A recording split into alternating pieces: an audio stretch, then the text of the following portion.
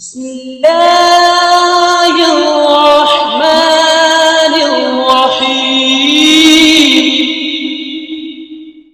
صلوا علیہ وآلہ صلوا علیہ وآلہ صلوا محمد بن بشار رضی اللہ تعالیٰ عنہ نے ہم سے حدیث بیان کی۔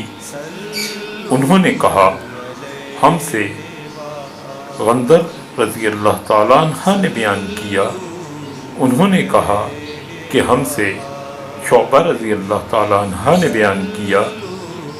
مخول بن راشد رضی اللہ تعالیٰ عنہ کے واسطے سے وہ محمد ابن علی رضی اللہ تعالیٰ عنہ سے، وہ جابر بن عبداللہ رضی اللہ تعالیٰ عنہ سے، انہوں نے فرمایا کہ نبی کریم صلی اللہ علیہ وآلہ وسلم اپنے سر پر 3 مرتبہ پانی بہاتے تھے۔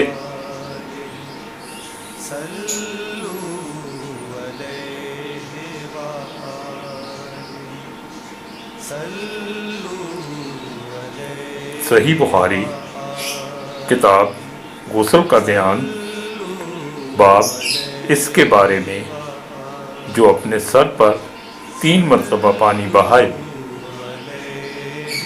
حدیث نمبر 255۔